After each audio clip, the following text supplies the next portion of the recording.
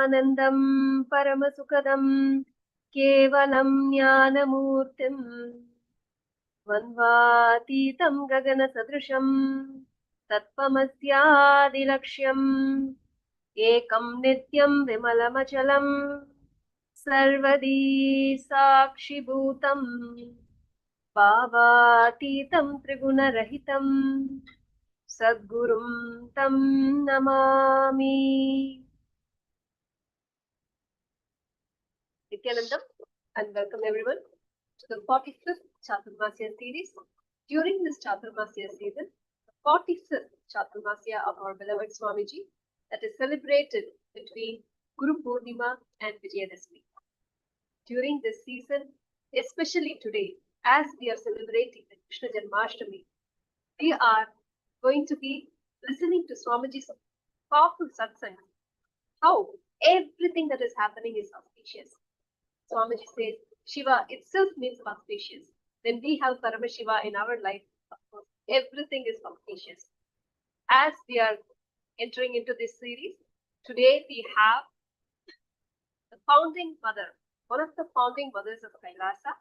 Not only one of the founding mothers, she is the first founding mother of Kailasa, Ma Prasanna Ramachandran, joining us from Kailasa, San Jose. Nithyanandamma. Nithyanandam. Nithyanandam, welcome. Thank you so much for joining us today to share your experiences, your journey with Swamiji. Could you please introduce yourself? Nithyanandam, my name is Ma Prasanna Ramachandran. I live in Menlo Park, California, and we are active volunteers at the Nityananda Vedic Temple, San Jose, that is set up and energized by Swamiji himself, personally by himself. And we've known Swamiji since 2009. 2009 is when we moved to Seattle because I got a new job. I just finished my doctoral degree and I went there for a new job. And we were there for a year. And during that 1 year, we were introduced to Swamiji's temple in Seattle, which is extremely beautiful. We also met Swamiji during a Kalpataru darshan. And immediately after I met Swamiji, I just decided to leave everything and go to my first inner awakening program in 2009 with my two kids who were just 1 and 3. They were really young. And I just don't know what I thought was possible. I just knew that Swamiji has blessed, so I should just go. I just up and took the two kids and I just landed up in Bangalore, in Bengaluru. And I actually completed the 21-day inner awakening. And I never thought I could, but I actually did complete the inner awakening. It was a life-changing experience. And after that, there is no looking back. Came back to Seattle and I've been volunteering in his temples since then. It's been more than 15 years since I've been volunteering, and volunteering itself is a beautiful, blissful experience, especially when you volunteer in a temple that's been set up and energized by Swamiji. And this journey with Swamiji has just been amazing, and it gets better and better every day. That's all I can say. Wonderful work. How was your first darshan, Kalpataru in Seattle? Yeah, so our first Kalpataru darshan was in November of 2009, and we had two kids, like I just mentioned. They were 1 and 3, so we had to make arrangements for a babysitter to come and take care of the kids. And I told my in-laws who were living with us at that time that we'll just quickly go and do some meditations and come back. And then we actually reached there a little late. And then we were waiting outside because our meditation was going on. And then they said, okay, you can come inside. And we were a little late, but we went there and we sat. And then suddenly the music started playing. The music of Swabhavat and then Chinmayanandam. It's still etched in my memory. And then Swamiji came into the room. I felt like he was walking on the in the air, like he was floating in the air. It felt like that. And I was like so shocked and overwhelmed. I thought, oh my God, did he just fly in? Like, that kind of a feeling. And And I was like so overwhelmed. I cannot describe what I can still in my mind, I can see how Swamiji looked when he came in. He was wearing kavi and he had a angavastram. He had long hair, curly long hair at that time. And he looked like a little boy, maybe 20-year-old boy or something. I felt like, oh, he's so young. And I was just like in complete like awe and shock. And like, I was so happy that, oh my God, I finally get to see Swamiji. Like, because I, till then, my only experience of Swamiji was through YouTube.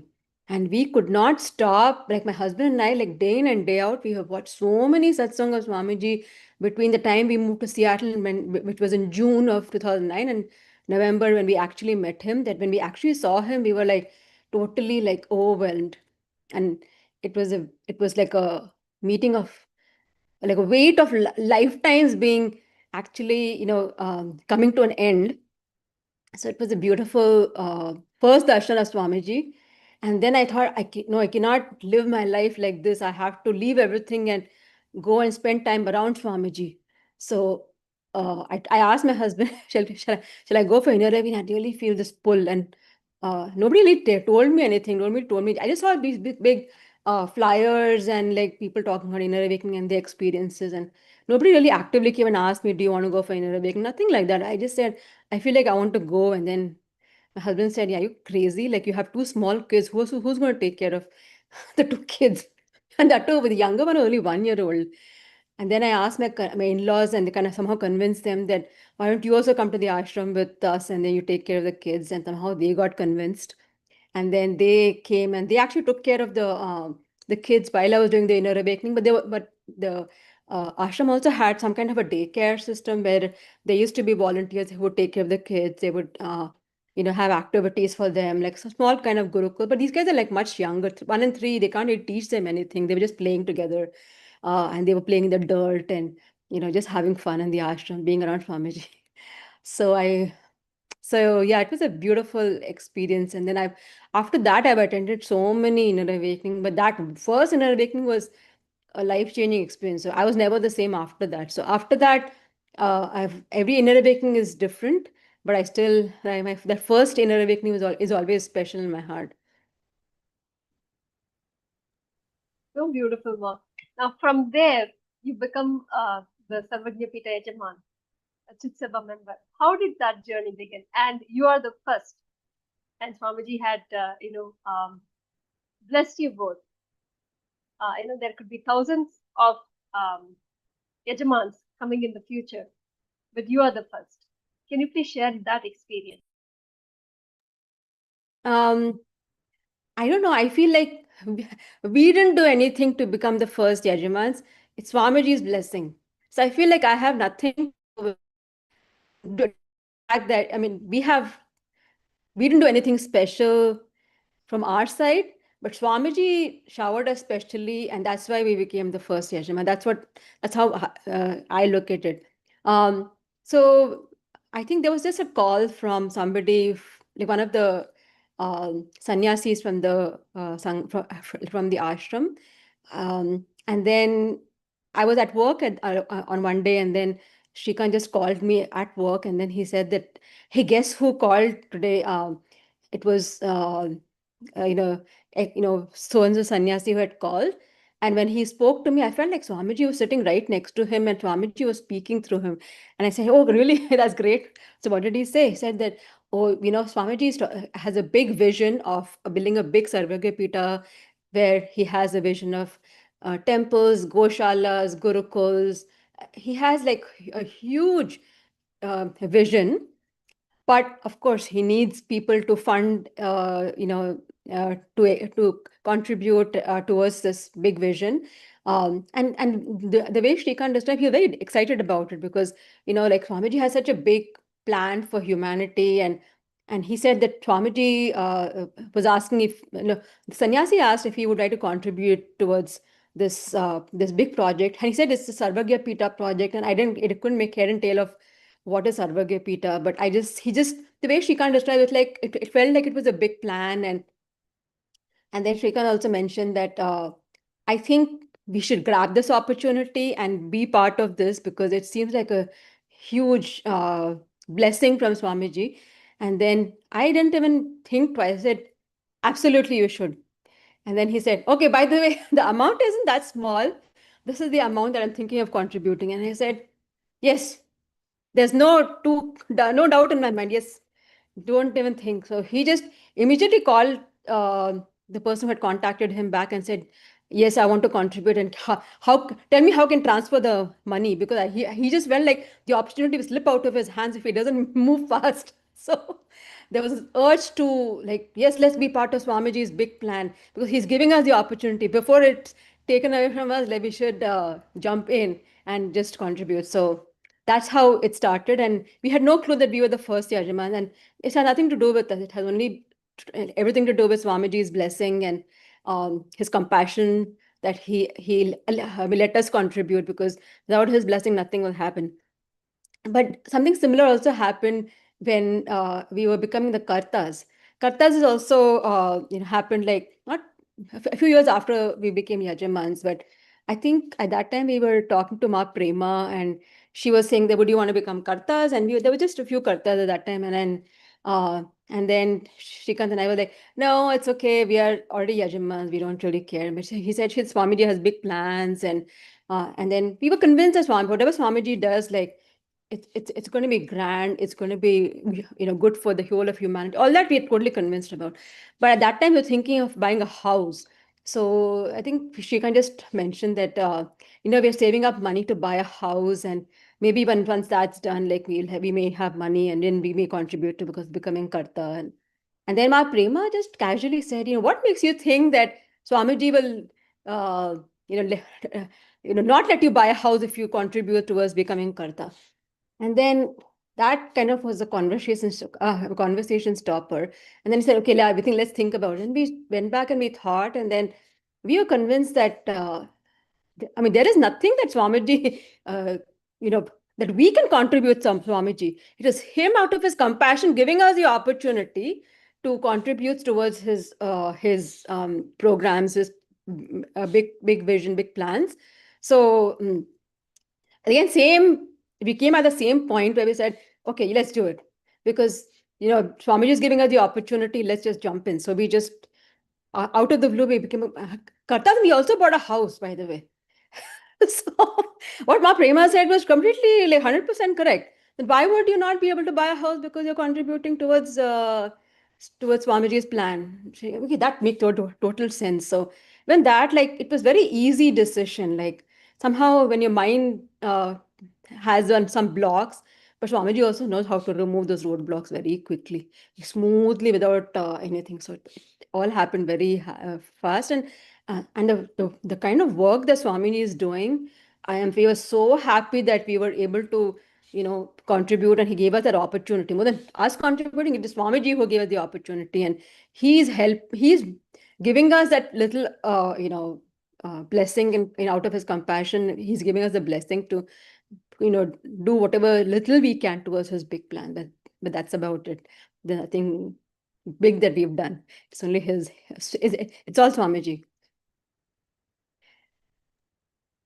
So beautiful to hear. Actually, just I think recently Swamiji was sharing, Paramashiva chooses who he would collect from, who that blessing goes to, the punya goes to, and Swamiji has chosen both of you, out of you, so much of dedication and trust and devotion that both of you have, and without blinking, of course, it is an opportunity. Immediately both of you say yes, and that's of course why you got that first call to be the first founding father and mother of Kailasa. That's really beautiful to hear your journey. And not only that, continuously you're till date volunteering. Both of you are volunteering at the Kailasa San Jose temple.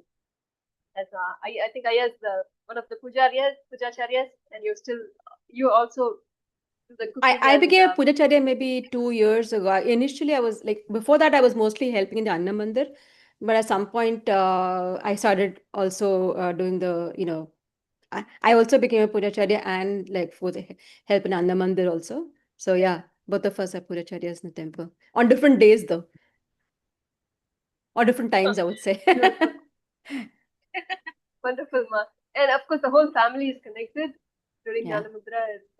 Kapilesha, yeah. Shura. Very Yeah, nice. all of us, yeah. So beautiful, Ma. We would like to, as we are talking about this, we would like to play that clip where Swamiji is blessing both of you as the first father and mother of founding fathers of Kailasa. It is watch this blessing from Sure, Swamiji. Ma. That'll be great. Thank you. Is going to release the Sarvagnapita booklet on this very day of the Guru Purnima.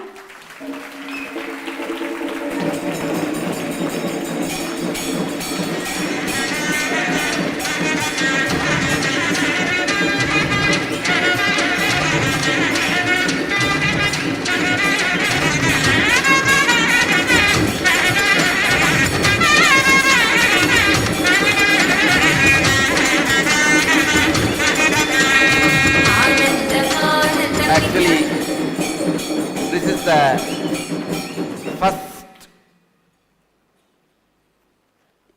brief presentation of the Sarvagnapita project. Sarvagnapita is the most ancient Vedic Sanatana Hindu Dharma university existed and existing, started by Mahadeva himself, is going to be now revived by his very energy, his very blessings by himself.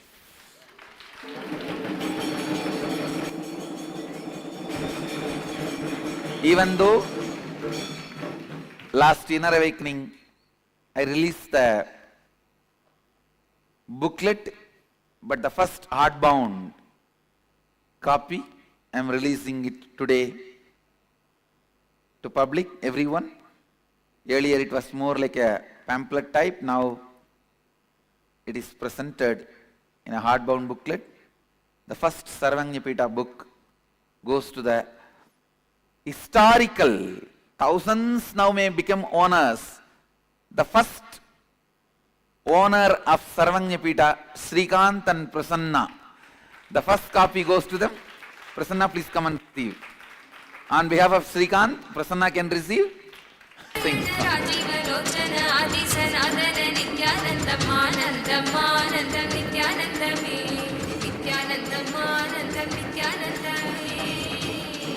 First person who took the step to make this into reality.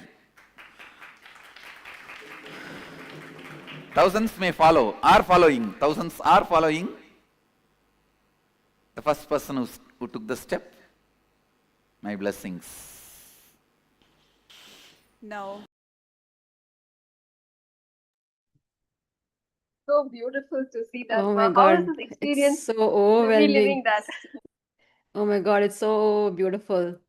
I just still remember we just went to the ashram for Guru Purnima and then Swamiji just blessed us and gave that copy, and I just felt so overwhelmed.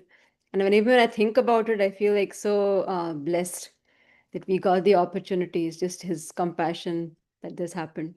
Absolutely. No other reason. Swamiji's compassion. Wonderful. Actually, Swamiji is like, continuously blessing and showering.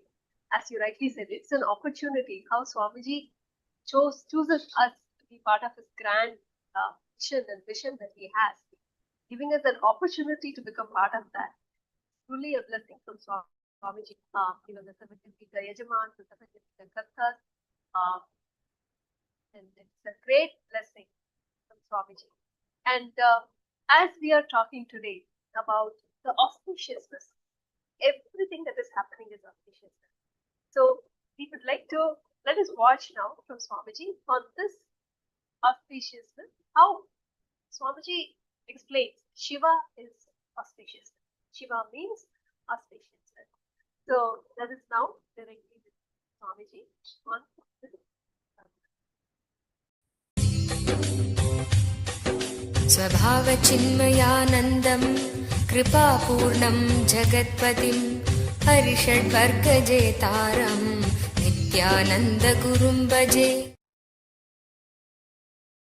सदाशिवसमारम्भां शङ्कराचार्यमध्यमाम् अस्मदाचार्यपर्यन्तं वन्दे गुरुपरम्पराम्.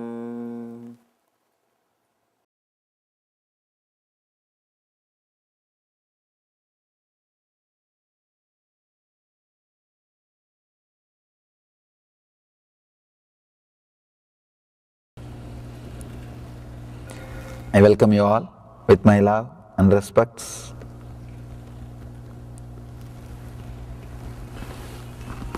Nice to be here once more in Oklahoma.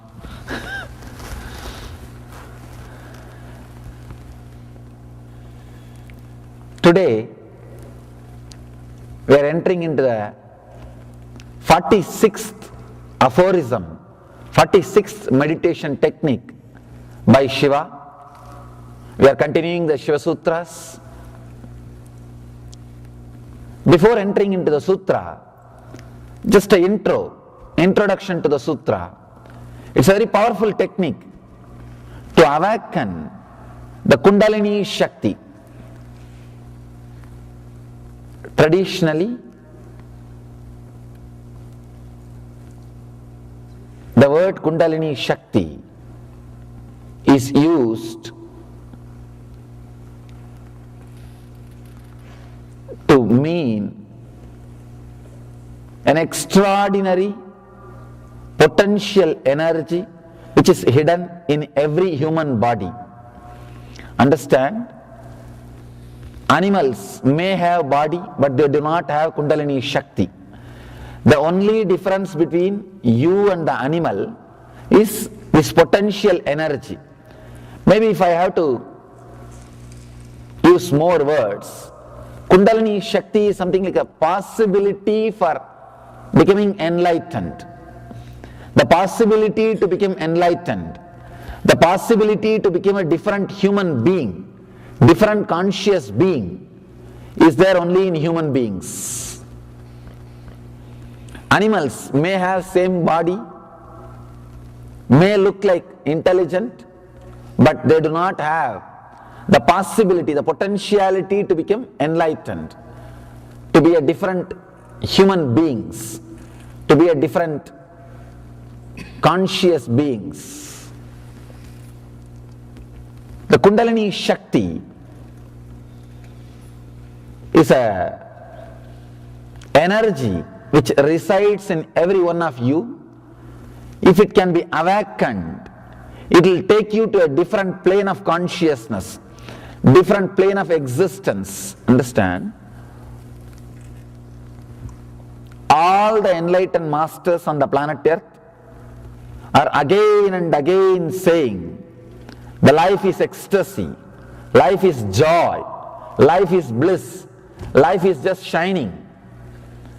And there is a beautiful saying by a great master, whatever happens is auspicious, Mangala, Shivam. In Sanskrit, the word Shivam means auspiciousness. They say whatever is happening is auspicious. But for us it doesn't look like that. If you have few minutes you will understand. No, whatever is happening is not auspicious. But again and again, enlightened masters are saying, whatever is happening is auspicious, Mangala, Shivam. Why? Why they are saying again and again? People ask me, what is this, Swamiji? If they see whatever is happening is not auspicious, if they listen to the news, they will understand. But even after listening to the news every day, seeing everything, I do feel whatever is happening is auspicious. What to do? Very difficult. A logical man cannot understand, cannot relate with what I am saying. But heart of heart, I feel very strongly whatever is happening is auspicious. Shiva. The word Shiva means in Sanskrit causeless auspiciousness. Whatever happens in your life, even if the best thing happens, you can always think, it could have been little better. It could have been little better. Or whatever worst thing happens, you can always say, oh, at least this much I am saved.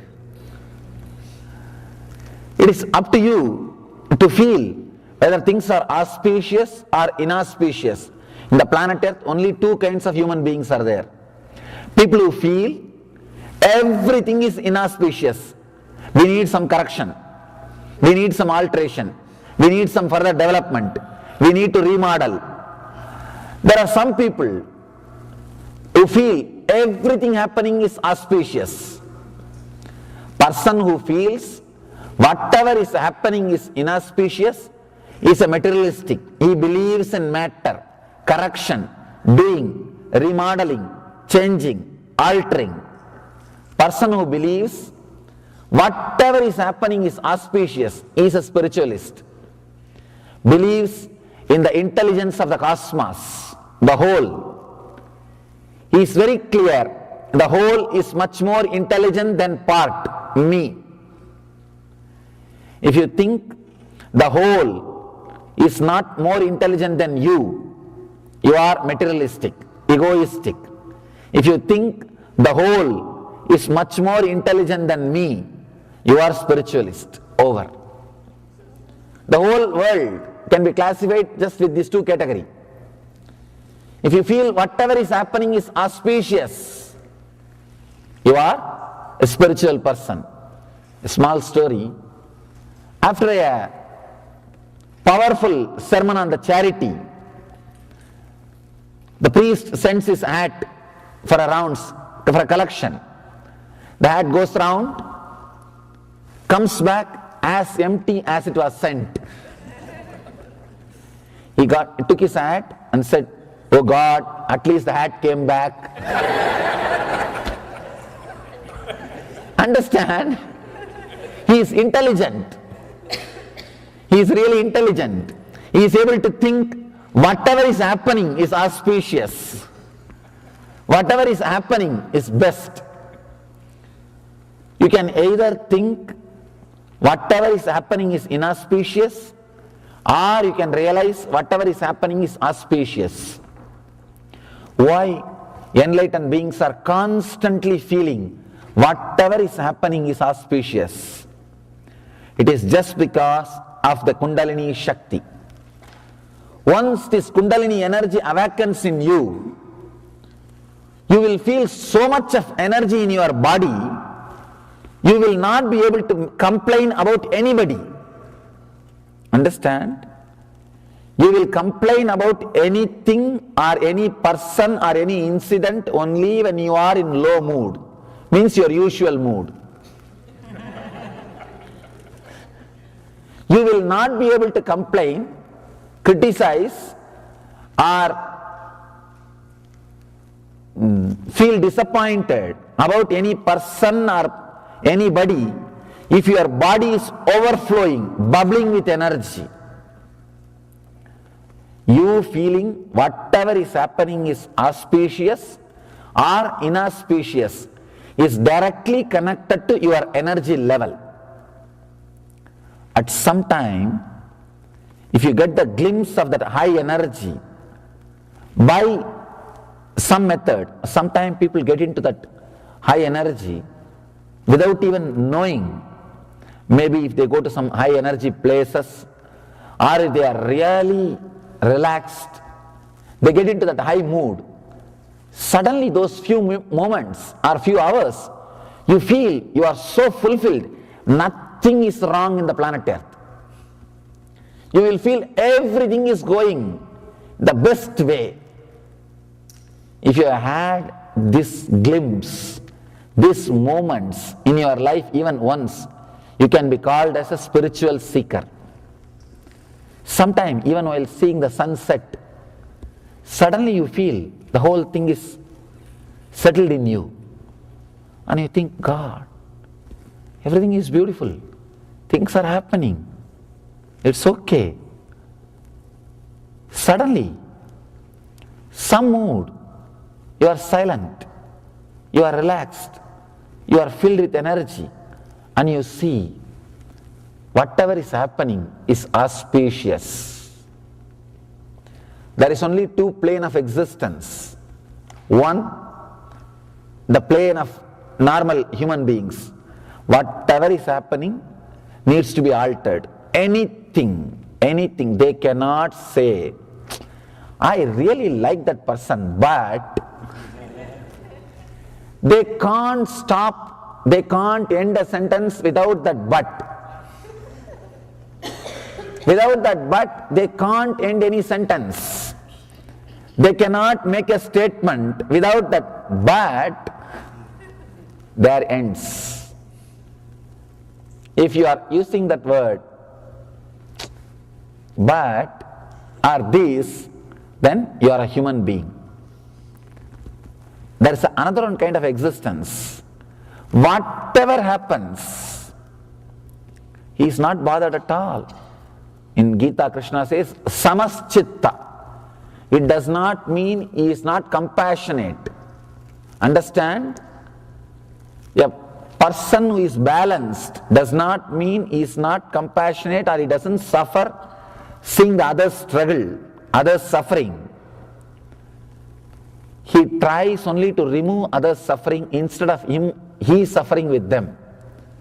People ask me, Swamiji, if you are not disturbed by others' suffering, how can the world run? I tell you, no, you are understanding very wrongly. You are not supposed to start suffering by seeing others suffering. You are supposed to remove their suffering. If you also start suffering, what will happen? If you also start suffering, what will happen? Nothing will happen. You will add more suffering, that's all. Earlier we had 20 people suffering on the planet Earth, now 21 people are suffering, that's all. That is not the thing we need.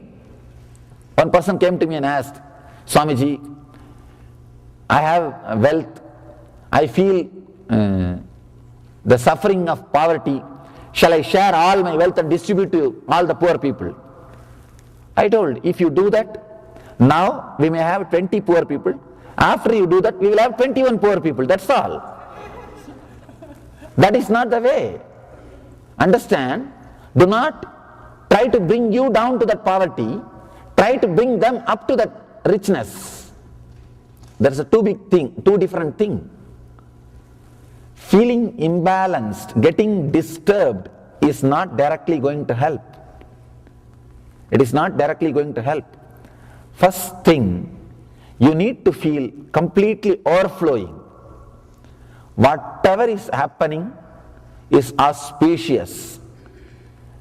In the auspicious energy, let there be one more auspicious wave to bring the people up. Can be the idea or can be the understanding.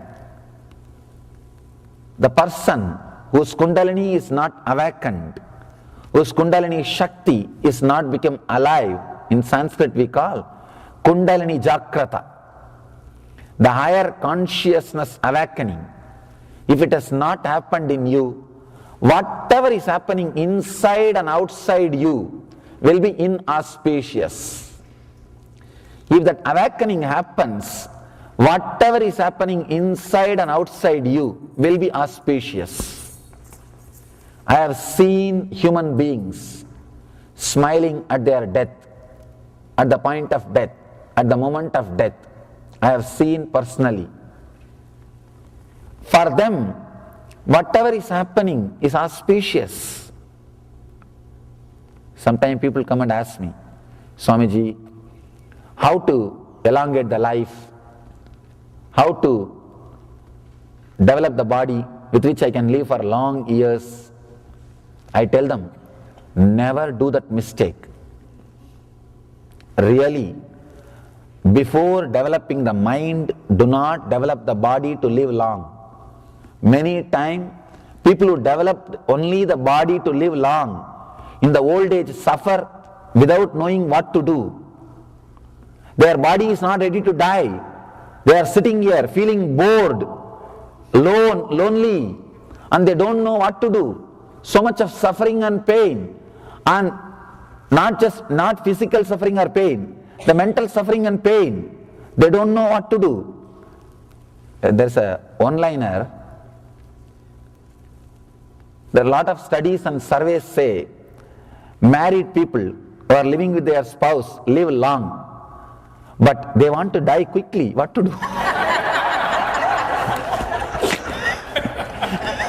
But what to do?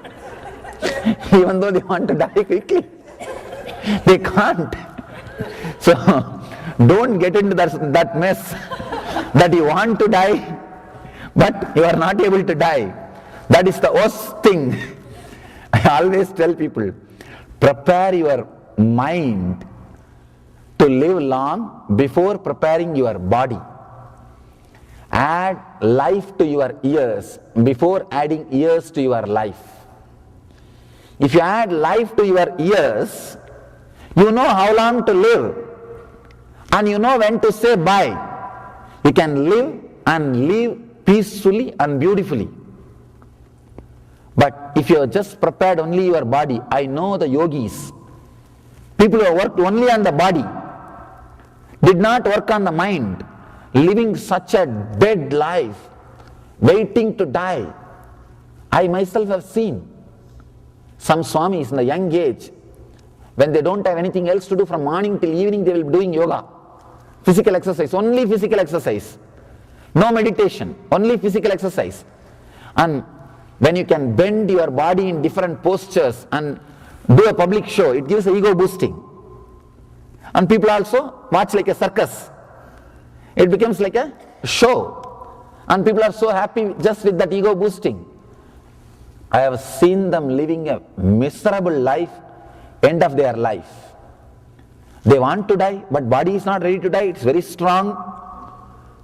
And it is going to live for next 20 more years. And just by remembering the 20 more years I am not going to die, they are depressed. What to do for next 20 more years? And how long you can be doing the same show? No, any circus, not more than few days. Any circus, people will feel entertained only for few days. After that, bas, it will be such a loneliness, such big boredom. People can't live. If your Kundalini is awakened, your higher potential energy is awakened, even your death will be auspicious. You will face it beautifully. Great master who lived in USA, in North America, Paramahamsa Yogananda. He came to USA, settled here. He is the first Indian enlightened master to make West as his home. And in his case, he just very clearly decided, and till the end, till the last moment, he was doing his routine, giving discourse, attending programs, and just declared to his disciples, it's time, relax. He relaxed. Just he relaxed. His body did not deteriorate for more than 20 days. There's a beautiful write-up about that in his autobiography. Of course, as an appendix, in his autobiography he can't write about his death. But as an appendix, they added a beautiful write-up about his death. If you find time, try to go through. Such beautiful experience. Even his death was auspicious for him. That is why we say Shiva, God of death, is called as auspicious. He is Lord of destruction. Among our Trinity, in Hinduism we have a Holy Trinity. Person who creates, person who maintains, and person who destroys. Person who destroys is called auspicious. His name is causeless auspiciousness. He is the destroyer, but his name is causeless auspiciousness, Shiva. Shiva means in Sanskrit, causeless auspiciousness. And you will be surprised to know some more details. In Sanskrit, the word for destruction, literally if you translate, it is not destruction. It is, the word means samhara, that is the word we use. That word means rejuvenation, creating place for new things happening. Understand? Wrongly we translate the word samhara as a destruction. The exact that Sanskrit word means creating new space for new things to happen. Rejuvenation. Even destruction can be looked from different dimension. Even destruction can be looked from different dimension. Rejuvenating or creating new space for better things to happen. Even the disease which happens to your body just creates a new space so that you can start having new body. You can get ready to live a new life. You can just restart the whole thing. See, actually, restarting the whole thing can heal many of your wounds. There are some wounds which can't be healed just by going to sleep and coming back. There are some wounds which can be healed by falling asleep and coming back. You will forget. There are some wounds which can't be healed by falling asleep and coming back. At that point only you decide, let me restart the whole thing. Let me just refresh. Then you allow the body to have some disease so that the rejuvenation process can start. You can drop this body and take a new body and start new life, the new way of thinking, new way of living, new way of expressing.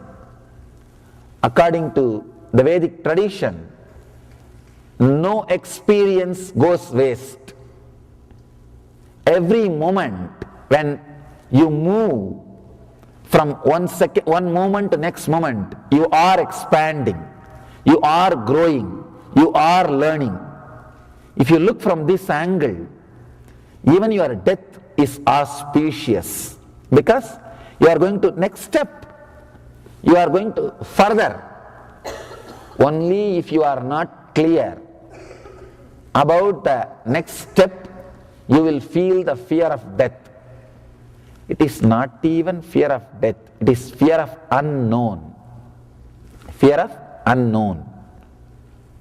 Mahadeva, Shiva, is considered as Lord of destruction, not just because he destroys, he creates space for rejuvenation.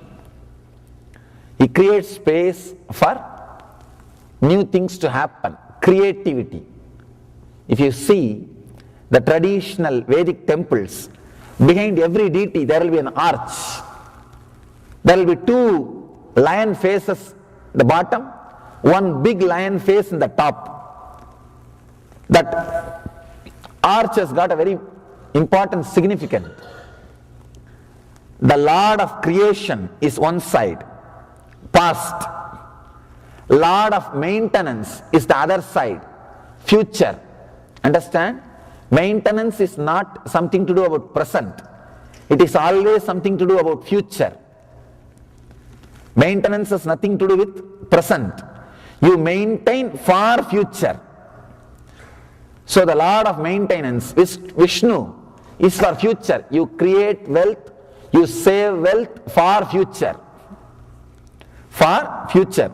That is why the Vishnu, the Lord of wealth, he represents future. And the Lord of destruction, or I can say rejuvenation, he represents present. Future, you can see in that arch, it will be beautiful. From the past and the future, the time shaft will go from the past mouth, get into the present's mouth and become past. The future becoming past is present. Understand? Future becoming past is present.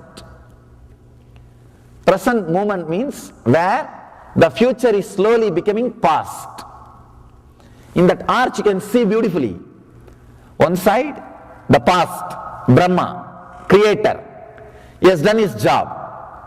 The other side, future, Vishnu, wealth, maintainer.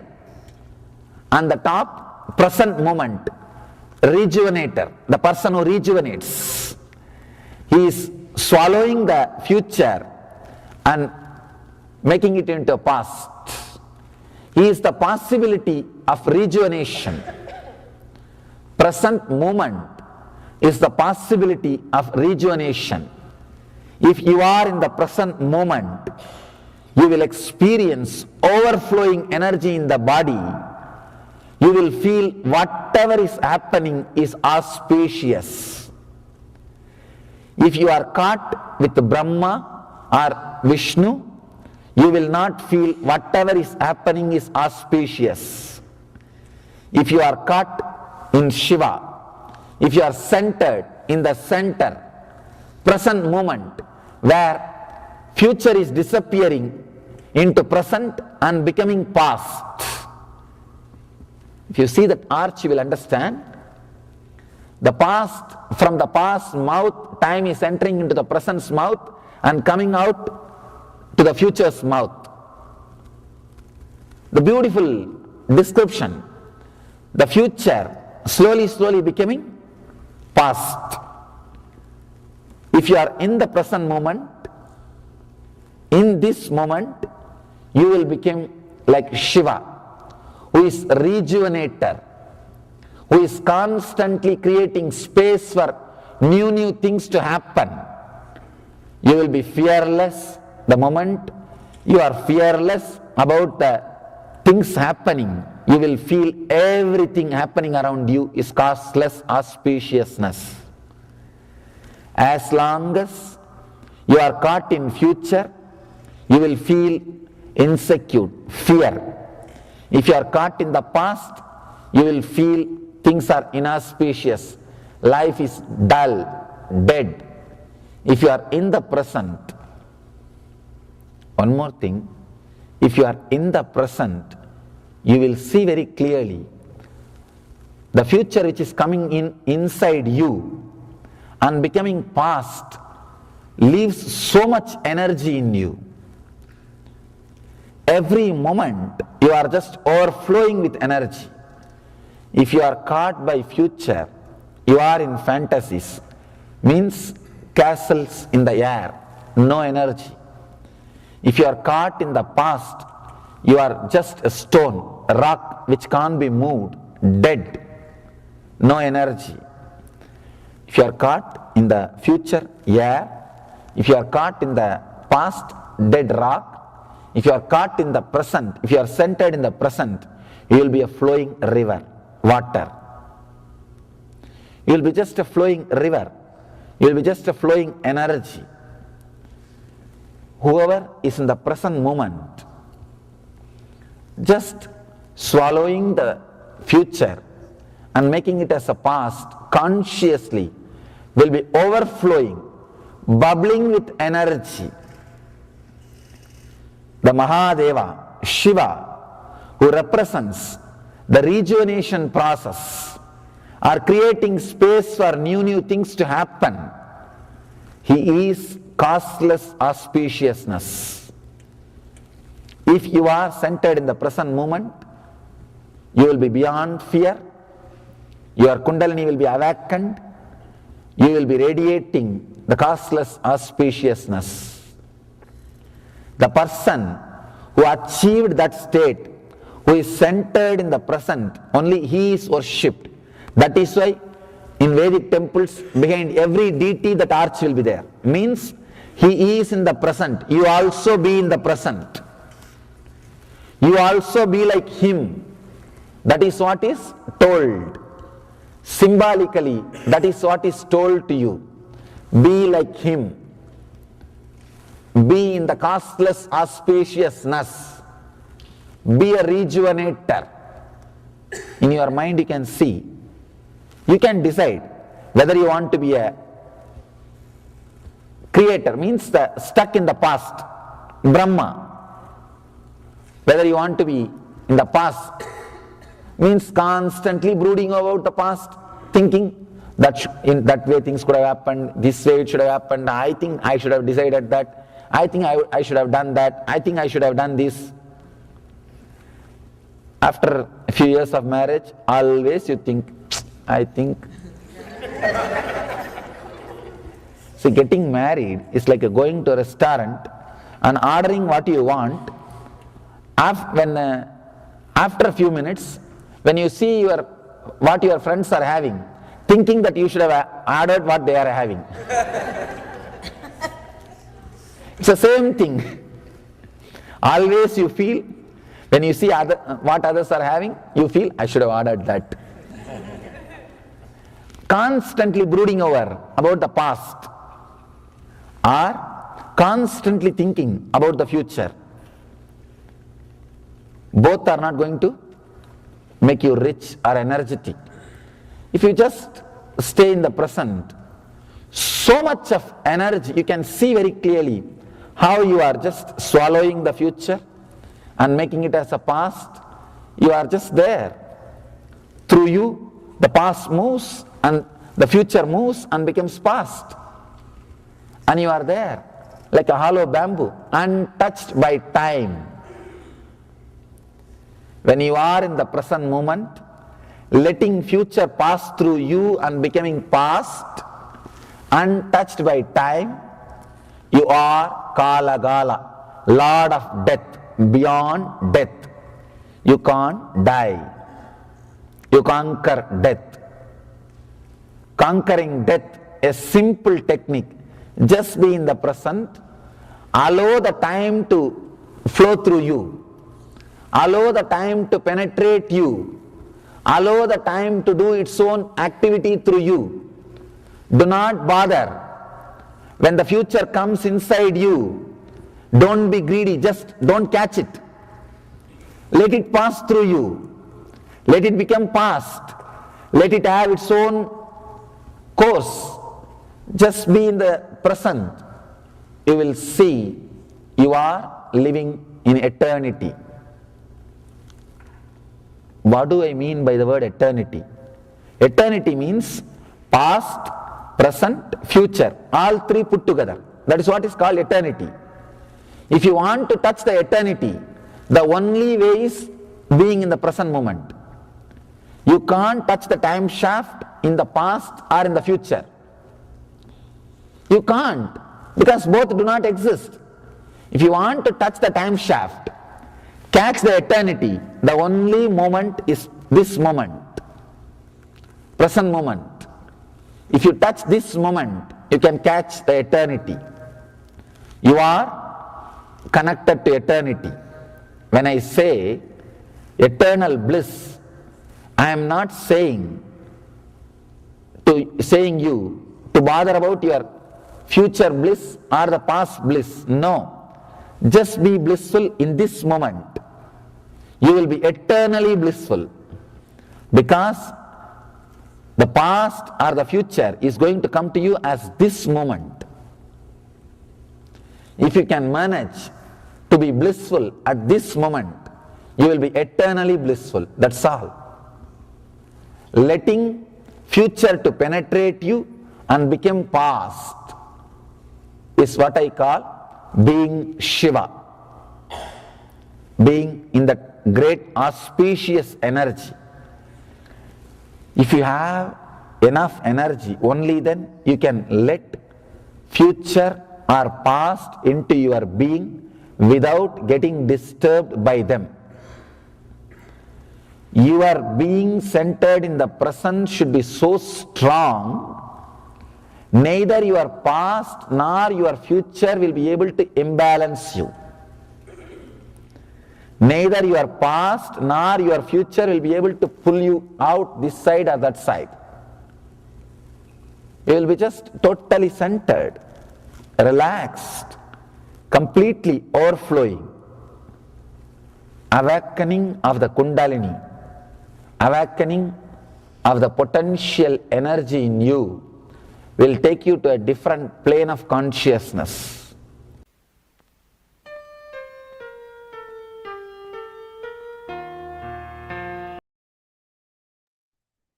Such a powerful satsang from Swamiji. how everything that is happening is auspicious. As I was listening to Swamiji, one thing that clicked was, depending on our perspective, how things can appear as destruction or rejuvenation. This reminds me when Swamiji talked about how the sun is revolving around the earth. As far as our knowledge, the modern science knowledge is concerned, the earth is revolving around the sun. But if you zoom out to a larger picture, a larger view, the sun is actually revolving around the earth. Just similarly, as Swamiji was talking about death, from this one life perspective, we could see it as a destruction. But we see the whole journey, it is a rejuvenation of that journey of that being. So powerful revelations from Swamiji. Now, Prasanna, as you're watching this satsang, what is the powerful cognition that you got from this?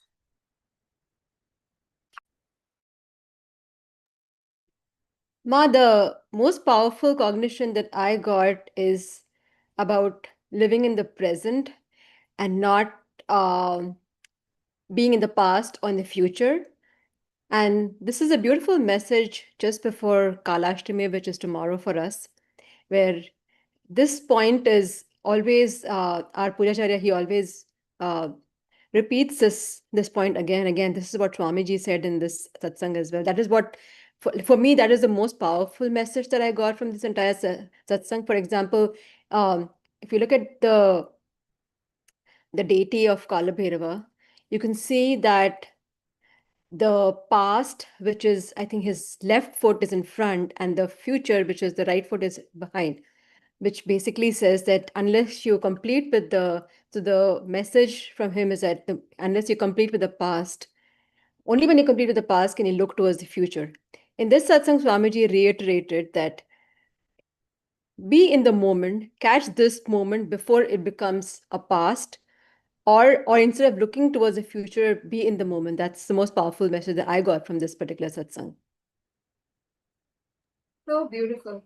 Well, actually, I wanted to ask the whole family, your family is connected to Swamiji, including, your children and your family. How is that journey? How are the kids growing up with Swamiji's teachings? Ma, I think the kids got introduced to Swamiji at a very, very young age. So when I attended my first Inner Awakening program, which is in December of 2009, at that time I had taken both the kids, and they were 1 and 3. So like say 1.5, 3.5 is what I would say. So they don't even remember a time when Swamiji didn't exist in their life. They've been introduced to Swamiji Satya, and then they stayed in the ashram for 21 days in that energy field. And they've met Swamiji at that time. I did a Pada Puja where both of them got initiated. The first program that they actually attended was when my son was in 2012. My son was 4 years old and my daughter was 6 years old. And we did the cruise IA. I don't know if you remember. So they've been surrounded by Swamiji's teachings from a very young age, even before they know anything else. So they've grown up with Swamiji's teaching, with satsangs happening, darshans. For them, it's just part of their lives. But of course, at this point, I would say that their outer world is kind of keeping them busy because they have studies and they have so many other things. But like Swamiji says that these kids, I've initiated them at a very young age before any patterns were rooted into them. So anytime I want, I can pull them back. So they're my kids. So and I totally believe that. And so and Shrikant and I would say I'm very fortunate, and so is Shrikant, that both of us are aligned, and both of us are very connected with Swamiji. Both of us volunteer. So we are a little sangha in ourselves. Okay, our family is a sangha, so we don't let each other fall back. And even if one person is going through some kind of a phase, like a low mood or something like that, we support each other. We also have a very strong sangha in San Jose. I don't know if you know. And both of us have been volunteering since 2010. So it's been 15 plus years since we've been volunteering. And for anybody who's even thinking about volunteering in the temple, I would say just jump in, because when you offer any kind of seva, I would not even say so. Both of us are pujacharyas. Both of us offer, actually, we sit there and we offer Pada Puja once a week. Pada Puja, Shiva Puja, Shrikant does Alankaram, Abhishekam, all of those. We are so involved. But I would say through all the ups and downs, just being in a temple and doing any kind of seva, I'm not even saying shrine duty, just wash vessels after people have any festival, any program that has Swamiji hosts, just be there to do seva. And I feel like there is so much that the deities can do to you. You can't do anything, you can't contribute much to the temple. It's the deities who give you the opportunity to be around them. And the cleansing that happens, just being around the deities, is such a blessing. So that Sangha is there for us. So for us, like, for a good part of our life now, we've been around Swamiji and the Sangha. So I think it's easier for us, for all of us, since all of us are aligned, it's easier for us to all be connected as a family. And most importantly, Shrikant and I are both connected with Swamiji, and both of us are aligned on many things. So that helps for sure. Definitely, the Sangha, the ecosystem that Swamiji has created through each one of the Kailasas that Swamiji has established, Yeah. definitely makes a huge difference. And especially, I think the Kailasa San Jose Sangha, with respect to the spiritual routine, including, the yoga, joining every day for puja, and of course the temple seva. Temple is a different story altogether. The Swamiji's presence there through each one of the forms of deities, it's just such a powerful space of energy. Like you said, just doing the seva is there. Just being present is enough. Just whatever seva you do, it does not matter. And I They work on can that also healing. can I just repeat one thing that Swamiji had mentioned when we were at Kumbh Mela at Ujjain. And at that time, there were a lot of people who were attending Kumbh Mela, and it was a big program. Hundreds of people were there in our, in a small infrastructure that Swamiji had created. And of course, there was cleaning to be done, there was cooking to be done, there were people who were volunteering. At some point, Swamiji was doing some processes, and then somebody complained that the bathrooms are dirty, and like a lot of complaints came. So he said, "Why don't you guys gather yourself in smaller groups and do small seva, like cleaning up stuff, taking care of." And some people, they just didn't move. They just said that, no, we're going to do the process, like, whatever third eye reading and whatever process. So that's why, and at that point, Swamiji said that doing seva to the Sangha is equivalent to doing, personal seva to me. So just don't think that you're by sitting here and doing the process, you're not getting anything. The people who are outside are benefiting as much as the people sitting, within this particular area and doing any kind of process. So any kind of seva, for that matter, is doing personal seva to Swamiji, because Swamiji has always said that he exists in the Sangha as as the so basically the Sangha is a form of Swamiji. So doing any kind of seva within Sangha is actually doing personal seva to Swamiji. So this is something important that he had pointed out, and I totally believe it. Any kind of service, for that matter, not just a temple. Definitely, Ma. Definitely. Swamiji has, multiple times reiterated that Swamiji is not just that 6 feet physical body form. Swamiji is, not only the form, but also in the teachings that Swamiji is giving and the Sangha. So the seva that we are doing is basically doing the seva to Swamiji himself. And throughout your journey, you would have had many, many experiences. Especially one thing that you had mentioned was the healing. Could you please share about what is that healing experience? How did that, follow? I can mention two healing experiences, one which happened very recently, and also one which happened to me personally. So for a long time, especially after I moved to the US, I realized that I was lactose intolerant. So any kind of milk that we would buy commercially was I could not handle it. I would have gas and all kinds of health issues. So at some point, I stopped drinking milk, although I love dairy, but I stopped drinking milk. I switched to lactose-free milk. But this was bothering me there, because Indian sweets have a lot of milk in it, and I wanted to enjoy those as well. So at some point, I think it was during the Varanasi Inner Awakening, or maybe it was even before that, maybe not, I don't exactly remember which, maybe it was Haridwar Inner Awakening. So I've attended a lot of inner awakenings. It's kind of, which one I kind of like forget. So I think I've attended at least five or six with Swamiji, luckily with in the direct presence of Swamiji. So in one of the inner awakenings, we were doing past, no, the I wouldn't call it past life regression. Basically, it was reliving your life as another, like as another being, like like a Mriga Sharira process. So, and then completing with all the incompletions.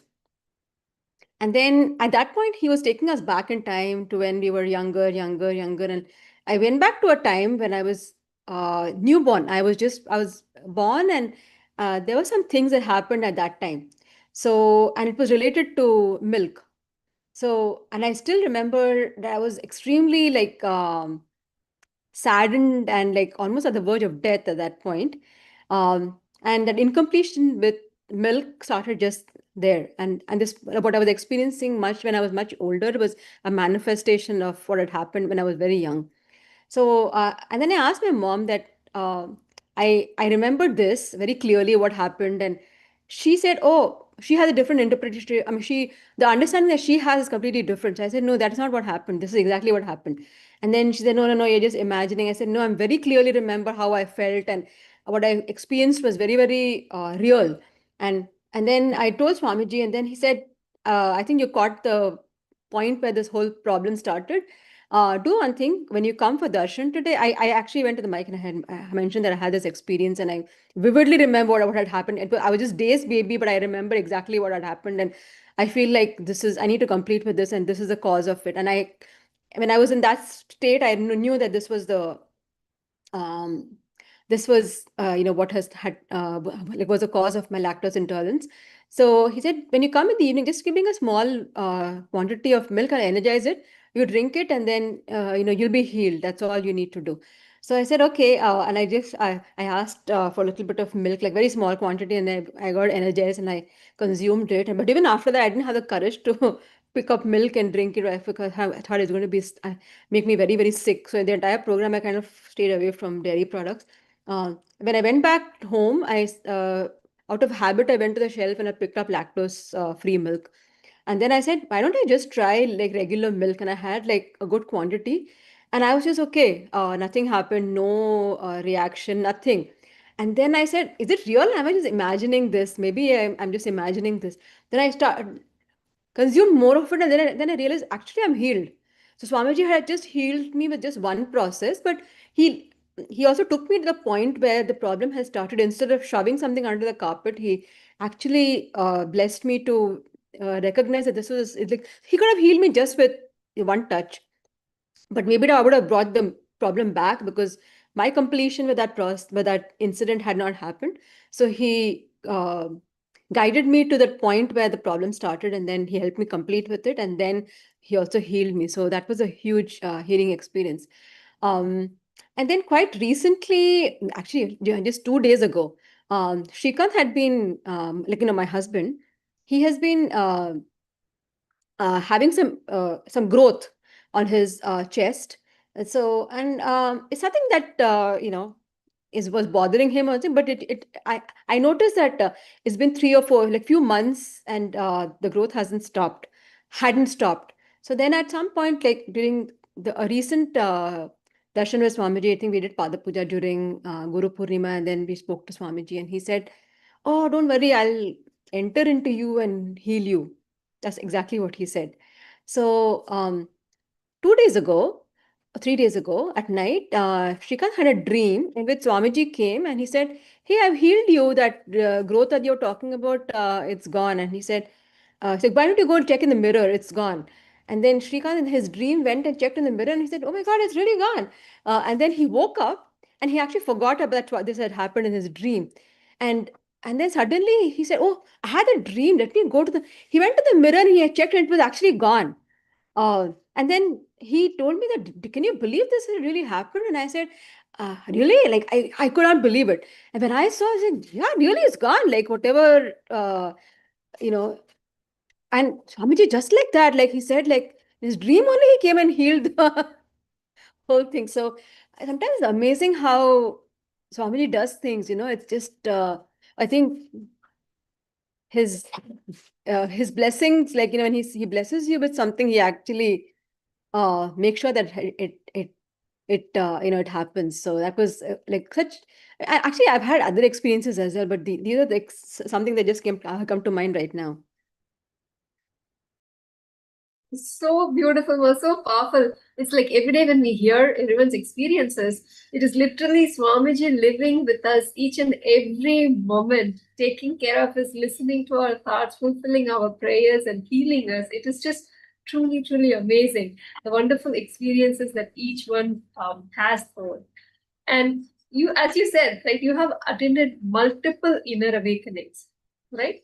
What is like the powerful cognition or like the shift that you feel, any one experience or any one click that you can share? I think the most powerful, there have been several clicks. There's so much that we've been blessed with. I think the most powerful cognition was this is completion.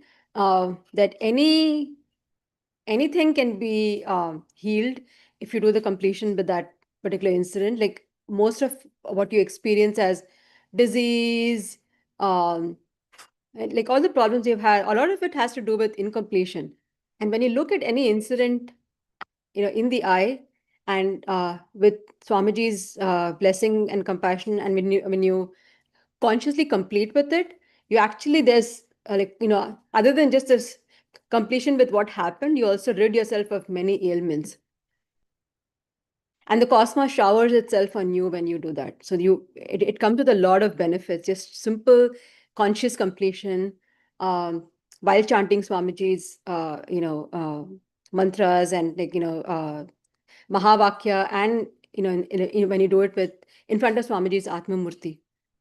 I can also give you one incident. Maybe I've never shared this before, but there was one satsang in which Swamiji was telling us that about writing about incompletion, like what do you feel incomplete about, and on the Zoom chat, and then people were like writing away, and I was doing the same. I was just typing away, and I don't know why, but Swamiji, out of the blue, he just called out my name, and he said, Ma Prasanna, have you noticed that all your incompletion are related to your kids? Do you know how many lifetimes you've been, obsessing about your kids and ruining their life and your life? You just let them be; they'll be okay. Can you stop, bothering yourself and other people? Can you just complete with it?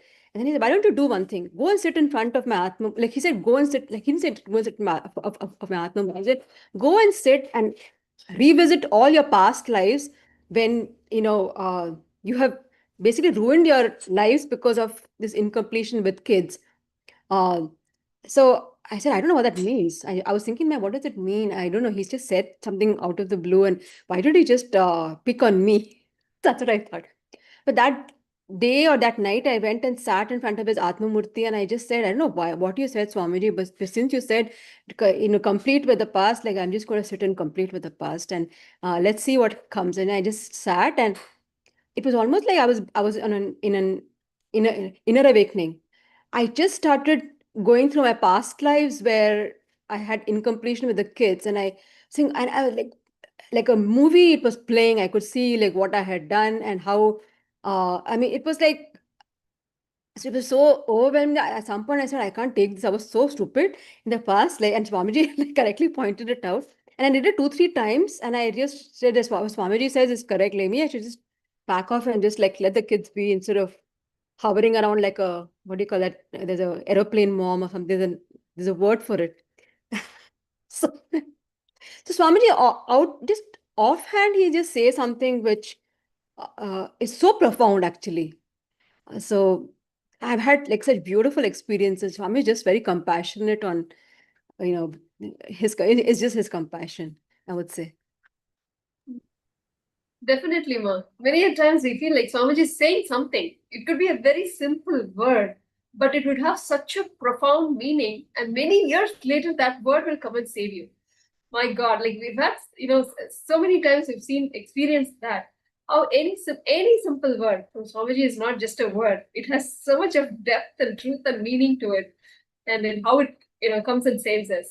Now, like through this satsang, Swamiji was saying everything is auspicious, and also Swamiji said like, okay, some things at that moment you may not feel is auspicious. You may think like, okay, things are going bad, but later on you realize, oh my God, what a great blessing it was.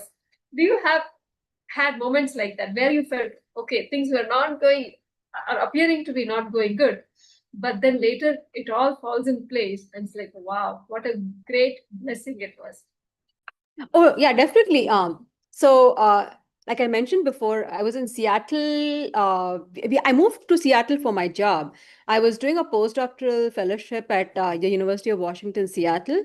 And my husband, like, I moved the entire family to Seattle, right? Like, so there was a lot of investment from our side to move everyone there. Like, Shrikant was working remotely. So for him, it wasn't that big of a deal. But then, but like, we were thinking of starting a new life in Seattle. But it turns out my advisor at the University of Washington, Seattle was not that great. Um, he was very like mean to everyone, and I could see that the people in his lab were just like suffering, and he wasn't nice to anyone, not even like me. And then I had two kids, and I had responsibilities, and his expectation was that I spent like 14 hours a day working in the lab, and that's not going to happen with small kids, and you have to readjust your expectations. Um, then when you have like your uh, students have kids, right? Um, so like from the very first or second month, I realized this is not the right place for me. I should not have come here.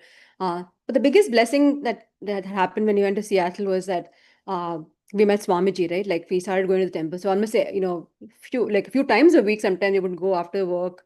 We would just go to the temple, and the kids were small, so they enjoyed going to the temple as well.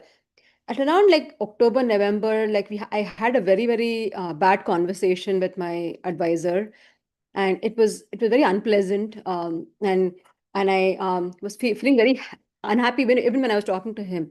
But then and there, I just decided that this is not the right place for me, and I just told him that I'm going to quit. I don't think this is the right place. And this was just 4 months into my postdoc. I neither had got anything accomplished, no publication. Like basically, I knew that I would be leaving with nothing except for 4 months to show on my resume.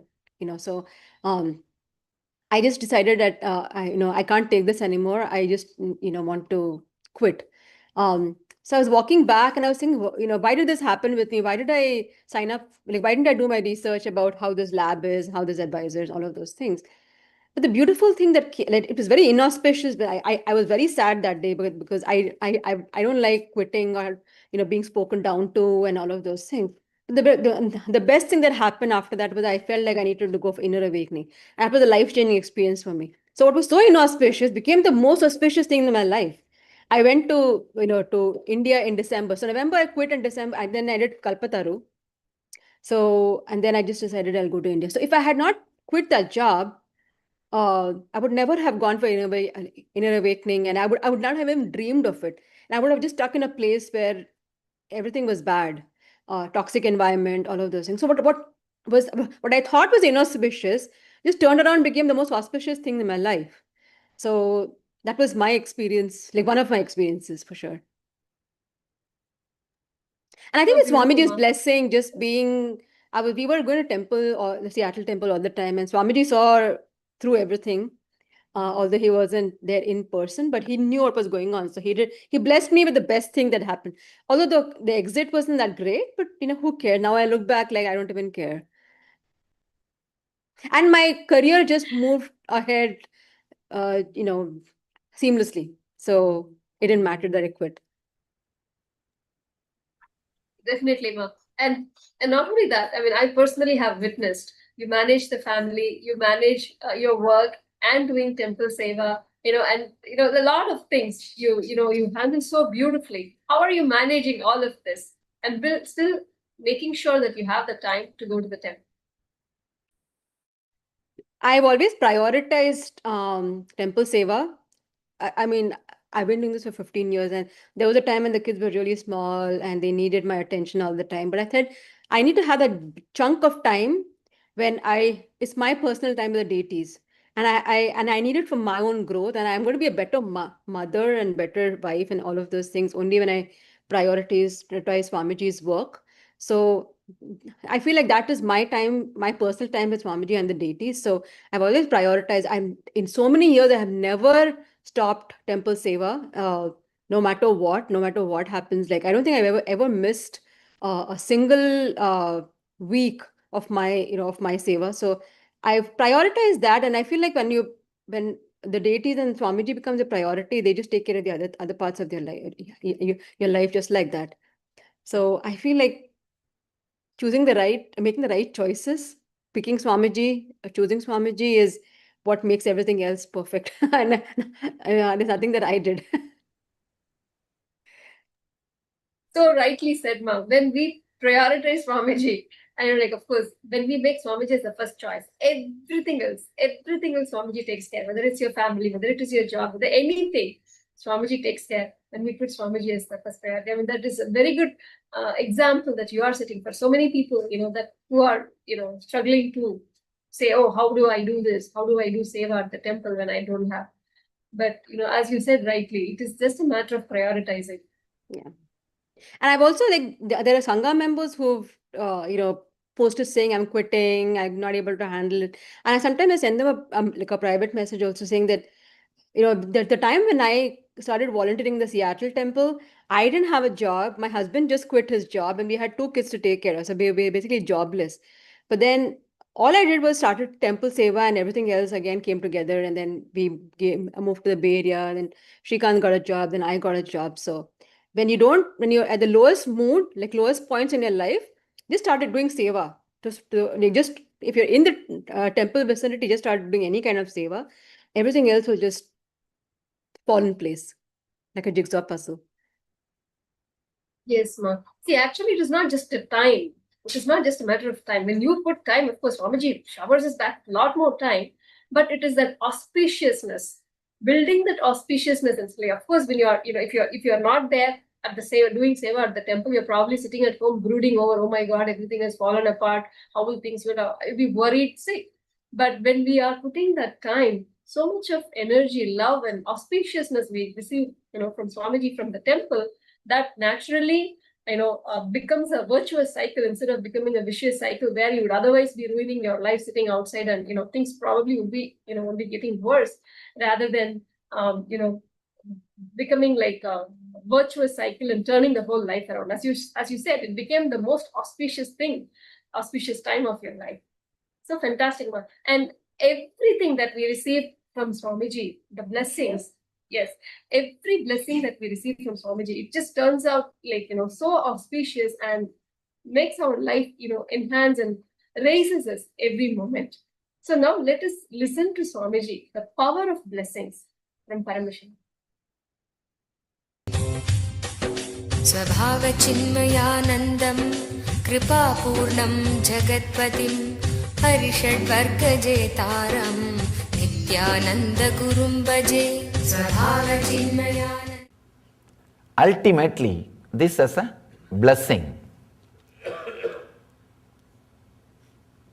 The structure as such, Mahadeva is blessing.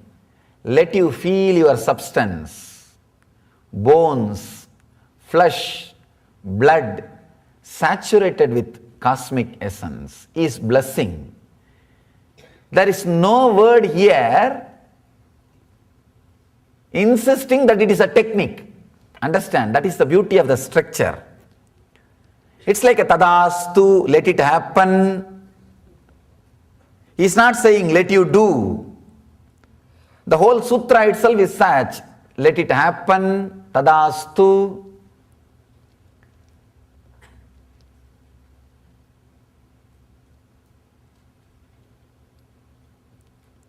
For the initial level seekers, this is Nitya Sutra.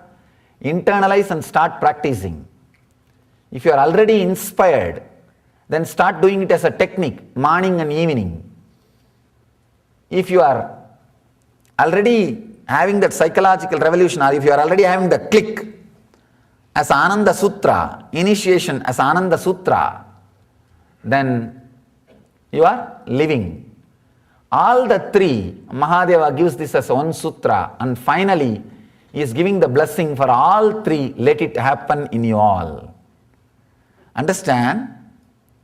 Mahadeva is giving the ultimate blessing. Let it happen in you all. Let me describe few words, using few words, the power of blessing. Then you will understand exactly what is blessing.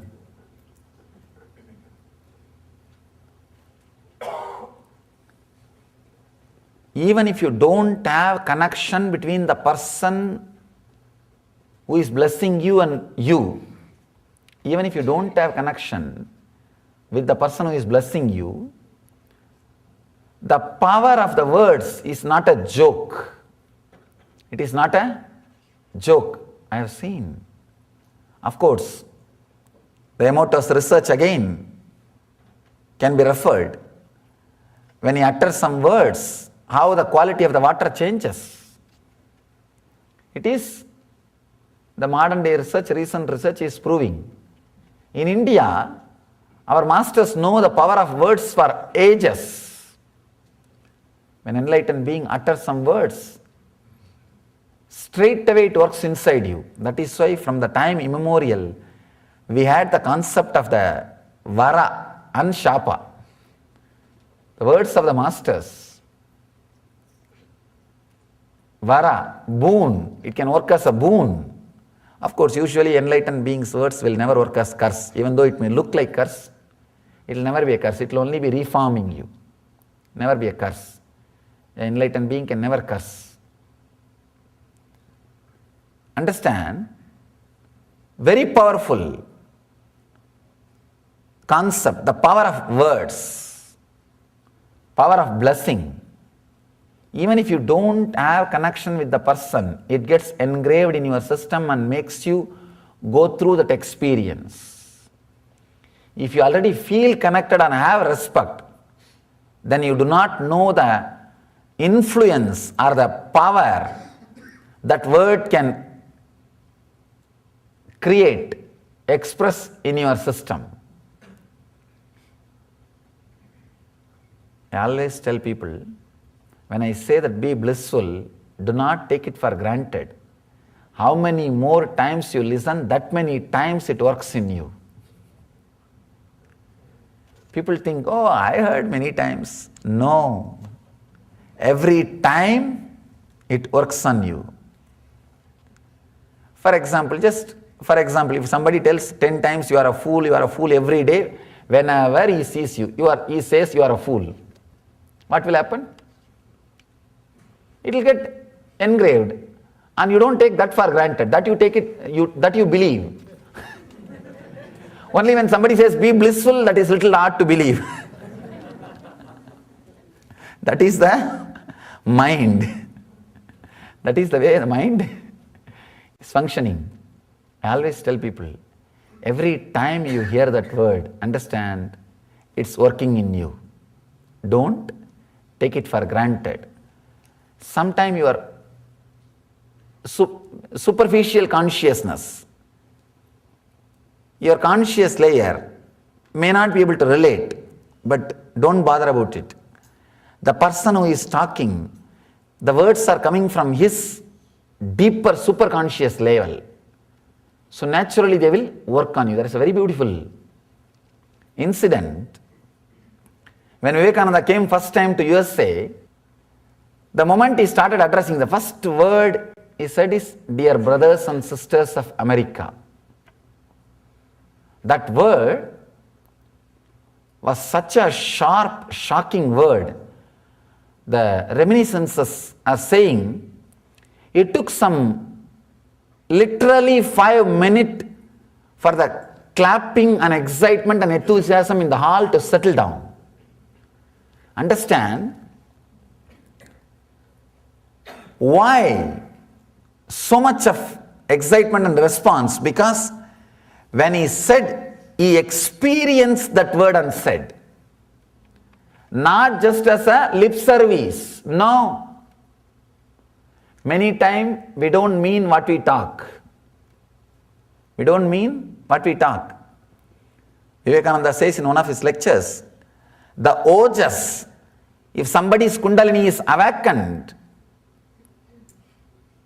he says, when I talk, there is no thinking inside. There is no two-layer, thinking and talking. There is only talking. So naturally, when you listen, there will not be two-layer, listening and thinking something else. There will be only one layer. Because the person is talking with one layer, the listener has to be with one layer. So courageous. Many times people come and tell me, God, we do not know how time passed, Swamiji. Because there is no second layer thinking. Only listening is happening. There is no thinking of what happened to the house, what happened to this, what happened to that, nothing. Because there is no other thinking. You do not know how time passed. I always tell people, when a speaker speaks just with one layer, there is no two layer like a thinking and talking, only talking. Naturally, you cannot escape by doing two layer. You will end up in just one layer, just listening. There is no listening and thinking. When I am talking, when I am just talking, you will be just listening. That's all. The power of ojas. Vivekananda says, the integrity and experience out of which he is speaking, dear brothers and sisters of America, there is no vested interest, a straight, simple experience. Straight, simple experience. The whole crowd felt a connection, felt the relation, and felt the excitement. I can say it is like a mass awakening of a Kundalini. The whole group had a glimpse of how it feels like feeling like a single family. What it means by feeling the universal brotherhood. He gave that glimpse to the whole crowd by that one word. It's like an initiation. It's like a blessing. Let you all experience the truth of universal brotherhood. Vasudhaiva Kutumpaka. That's all. It is just a blessing. That's what he did when he addressed dear brothers and sisters of America. Powerful word from the ojas, from the experience. That's what we call blessing. If a word comes from a person who has no words inside, it is blessing. If a word comes from a person who is not talking inside, it is blessing. That word is straight away the energy entering into your being. It is like straight energy which will go into your system and gets digested and starts expressing itself. I've seen a simple be blissful. What great work that word does. Even if they don't understand, many people think. In the energy darshan, they don't listen that word clearly. But they are continuously in the bliss. They do not know. It is the power of that word, even if they have not heard. If you heard, consciously you will know the reason. If you have not heard, you may not know the reason, but you will have the effect. You may not know the reason, but you will have the effect. You know. You are in that ecstasy. You are in that joy. You are in that experience.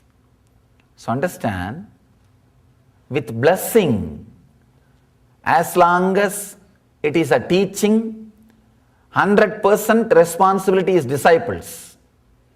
As long as it is a technique, 50-50 responsibility. By the master 50 because he is designing. By the disciple 50 because he has to practice.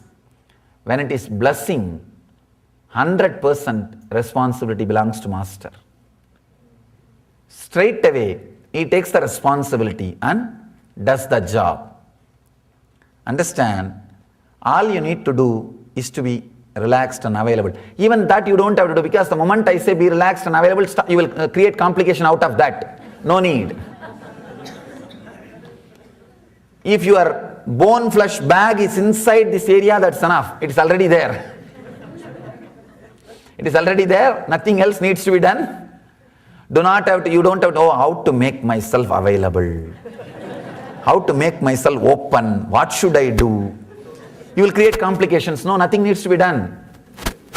If your bean bag, the bean bag which you are constantly carrying 24 hours as a body, if that is inside this field, that's enough. Of course, people who are sitting in front of computers and watching, even for all of them, understand, you are in my field. Don't think you are out of my field. I can listen all of them clapping. Nothing else needs to be done. When it is a blessing, it is straight away the master, the energy center takes the responsibility. Master is the energy center that takes the responsibility of lifting the whole group, of lifting every individual being. Understand, if you already know the power of the blessings, enjoy consciously you are blessed. If you do not know the power of the blessing, it's okay, don't bother. Carry the doubt whether it is going to be useful or not. Carry this word blessing in you. Whether it is going to work or not, you will see it will work. If you already have that trust, then consciously celebrate you are blessed. If you do not have that trust, do not bother. Just carry the doubt. Anyhow, he gave the blessing. Let me see whether it works or not. You will see it works. The power of blessing is the ultimate liberation. Understand, the ultimate liberation happens only by the power of the blessing, not by any technique, because the technique will lead you only to 1 TPS, means the technique will be there as 1 TPS, 1 thought per second. All other thoughts will disappear, but the technique will remain. That itself has to be destroyed only by blessing. The ultimate liberation happens only by the grace, by the blessing. Only that brings the last final push into that cosmic consciousness, push into that eternal bliss, push into that Nithyananda. So, blessing, I can say, is the ultimate technique, or ultimate action happens between disciple and master. After the blessing, there is no separate disciple and master. So I can say that is the last meeting disciple and master have. After that, there is no two different persons. So the last action is blessing. The ultimate action is blessing. The final action is blessing. In the sutra, Mahadeva is doing that job of blessing, saying, let you feel your substance, bones, flesh, blood, saturated with the cosmic essence. He is giving the ultimate blessing. Fortunately, Mahadeva had only Devi in front of him. Maybe I can say Nandi and few rishis would have been there, close disciples, who are already in tune. And I know for sure what would have been the effect of this blessing on them. What would have been effect of this blessing on them? Because the master has no thinking and the disciple has no doubt. And naturally the connection happens. I can say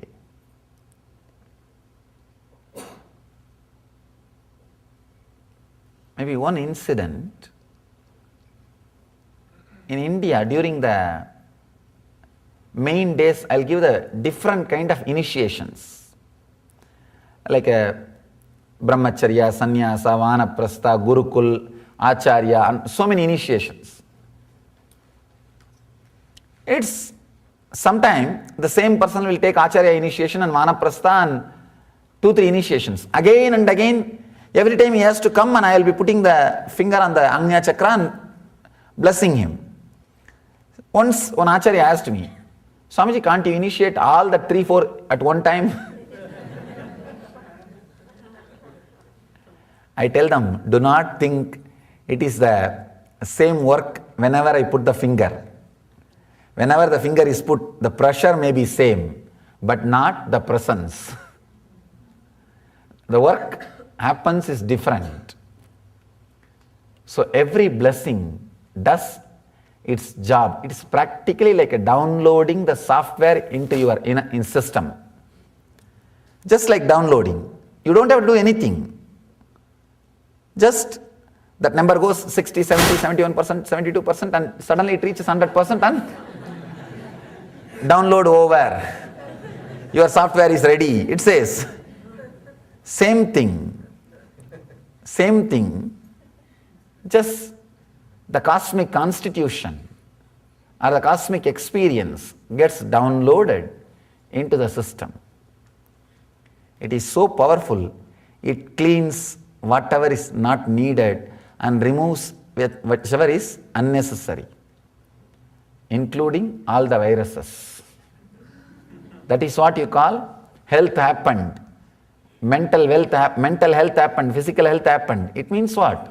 The viruses got deleted, removed. That is the power of the blessing. Understand?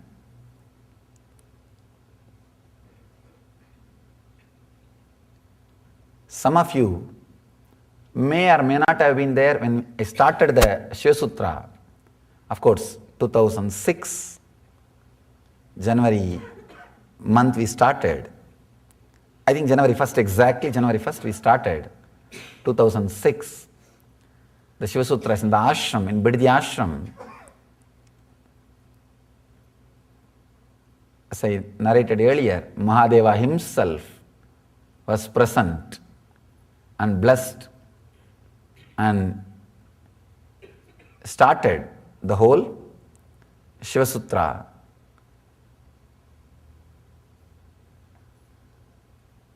Around almost 2 years.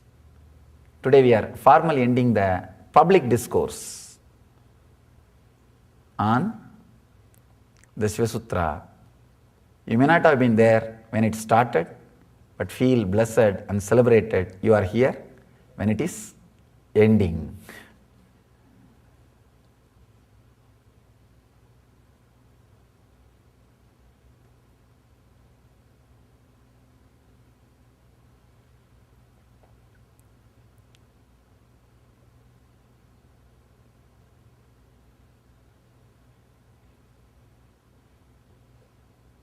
It is his very essence, his sutra, he himself has expressed with his own words, with his own commentary, and giving his very experience to the people, whoever heard and whoever is hearing and whoever will be hearing. Understand? Forever it will retain its strength and energy and bless, give the very experience of the ultimate truth.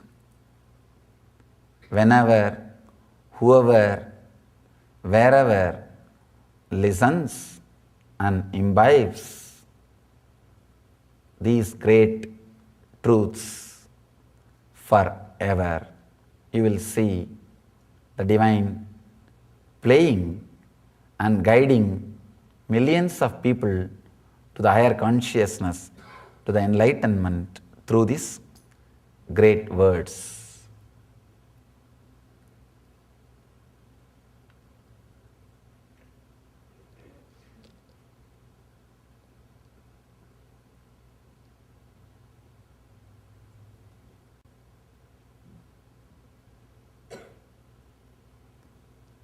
not with ego, but with a solid experience of truth.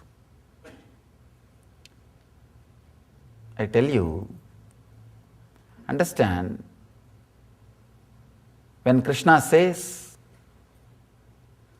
that he is blessing Arjuna, if Arjuna is not in the receptive mood, who are you to bless? You are my friend. Till the other day I saw you playing with all the girls, I know. Then I don't think he will receive the exact, he will be able to celebrate an experience, the great truth. Same way, if you are sitting with a stiff ego, who is he to bless? You will be in suffering. You will not be able to receive or respond exactly what is getting transpired here, what is happening here. If you can relax and rest, you will see the very blessing, the very truth entering into you and working inside you.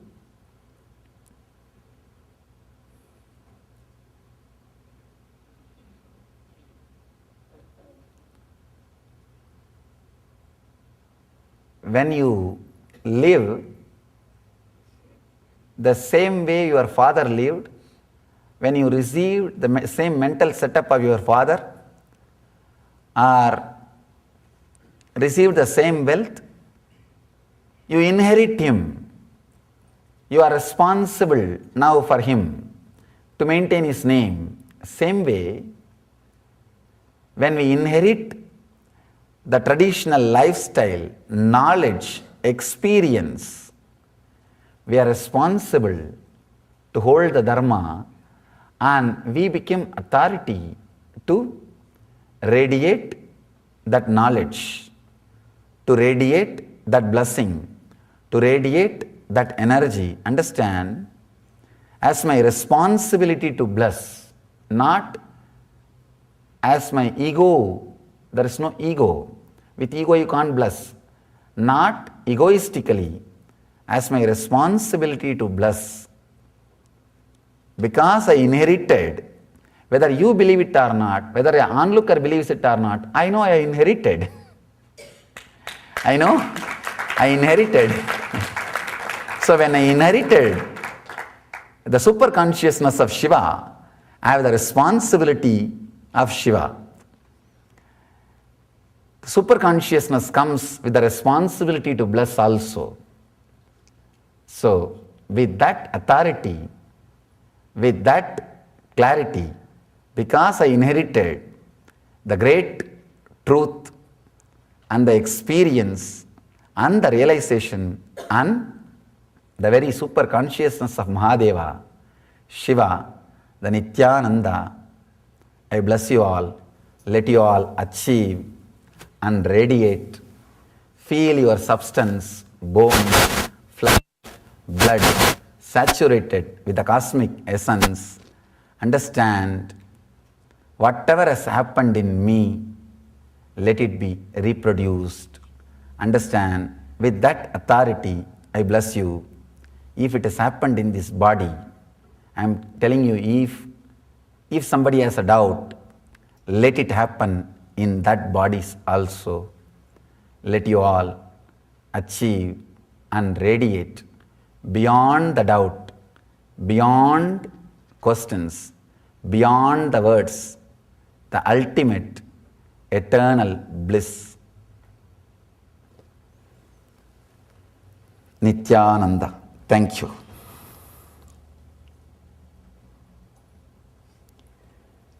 Tavakatamrutam dapta jivanam kavivirididam kalmashabhagam Shravanamangalam srimadadadam bhuvigrunandide buridajana Sada Shiva Samarambam Shankaracharya Madhyamam Asmadacharya Paryantam Vande Guru Paramparam. पूर्णमदः पूर्णमिदं पूर्णात् पूर्णमुदच्यते पूर्णस्य पूर्णमादाय पूर्णमेवावशिष्यते ॐ शान्ति शान्ति शान्तिः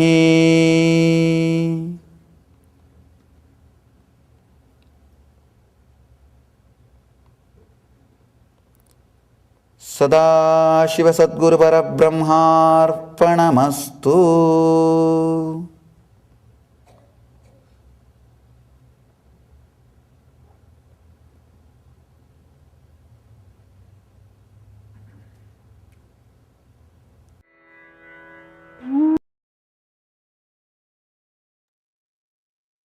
We are so blessed to receive the blessings of Swamiji every single day. As Swamiji said, the power of blessings, especially of Paramashiva, of an incarnation, even when we don't understand, it is so profound, and it is, we can't even express in words how much of a, for lack of better word, a blessing it is to receive blessing from Swamiji. And as we are celebrating the Krishna Janmashtami, Swamiji today blessed in the most auspicious time as the Krishna Janmashtami Tithi was born. Swamiji blessed all of us the Krishna Janmashtami blessings, and we are looking forward for the special darshan from Swamiji tomorrow night at 7 o'clock Eastern time, waiting to see Krishna back again. So, Ma Prasanna, as you were watching this satsang, as we were just discussing about it, how profound, like every day Swamiji just showers us with so much of blessing, so much of auspiciousness. Can you please share about what is the powerful cognition you got from this satsang? The most powerful cognition was that Swamiji's was just a simple blessing makes everything reality. There's no logic in it. There's no thinking. There's nothing you can understand about his blessing. It's just Paramashiva's plain, simple blessing. It's like, you call Paramashiva Bhole Baba, right? So it's a simple word from Swamiji, a simple blessing from Swamiji can move mountains. We just spoke about this before you played this satsang about how Swamiji's one blessing made something go away, just like that, just a simple word, right? So I think when Swamiji blesses up with something, as with anything, there's no logic. It's just a blessing, and you just have to take it like that. I mean, that way you can't rationalize with it. There's no logic. There's no thinking. It's just mindless. It's just Swamiji's blessing, and just accept it uh, with with a devotion in your heart. That's all you can do. And what Swamiji's blessing can do, we all know, is just we've seen miracles day after day. So this is a beautiful satsang played just after we just spoke about how his blessing comes true, just like that. It's it's amazing to hear. This was a beautiful satsang that you played, ma'am. Yes, ma, actually, it is beyond logic. What Swamiji blesses is with way beyond logic. In our myopic view of life, what we understand as right, wrong, or what Swamiji's words is. Swamiji's blessing is much larger, like how you were telling about what Swamiji was telling about how you were dealing with kids. But, we are trying to figuring out from this plane or from this birth at this time. But Swamiji is talking, we don't know how many janmas he could see, and any word that is coming is from that depth. Okay, do this or don't do this.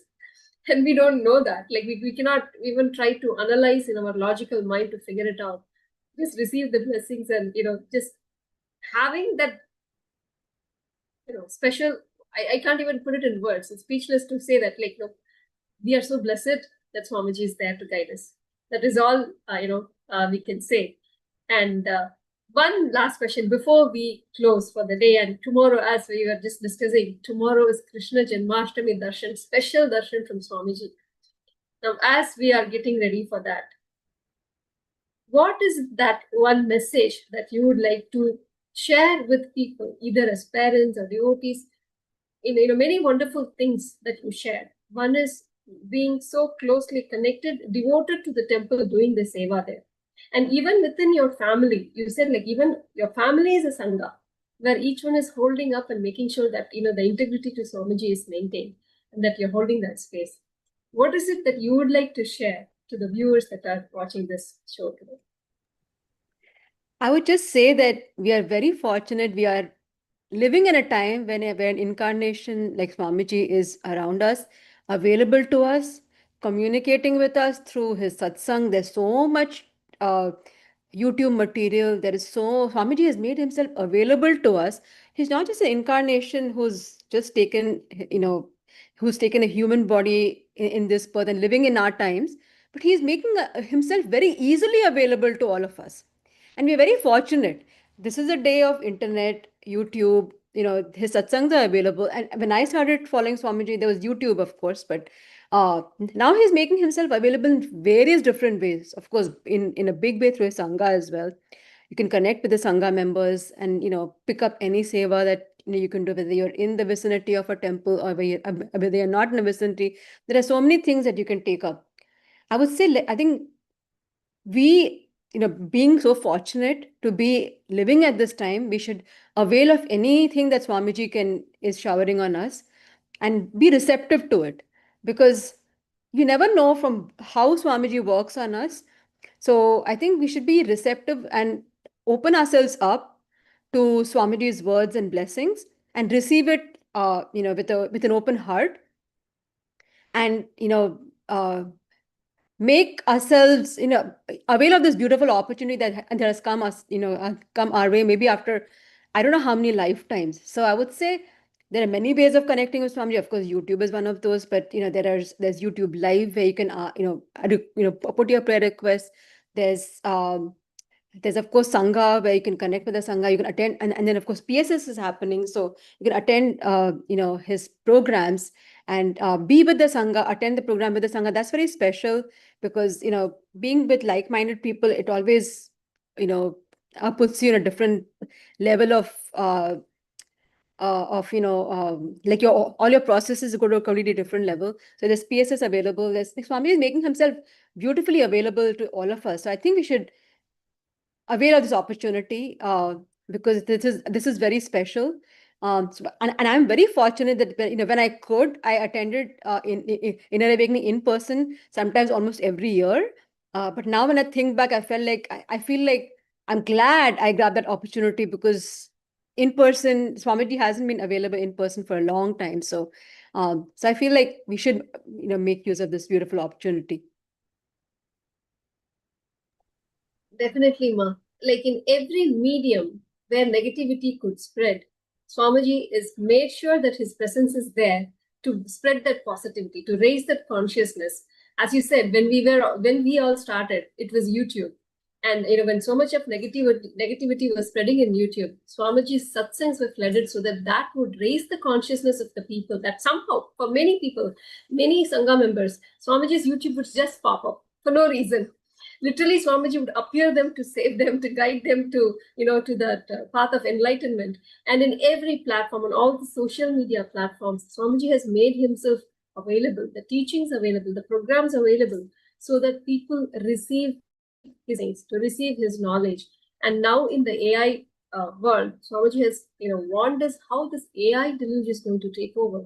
When the whole world is afraid about, oh my God, what is going to happen? Is the AI going to take over? What are we going to do? Even in this AI deluge, Swamiji has taken that AI itself and made that Ask Nithyananda AI, through which more than 40 plus models Swamiji has developed and given it as a signs of enlightenment for the world.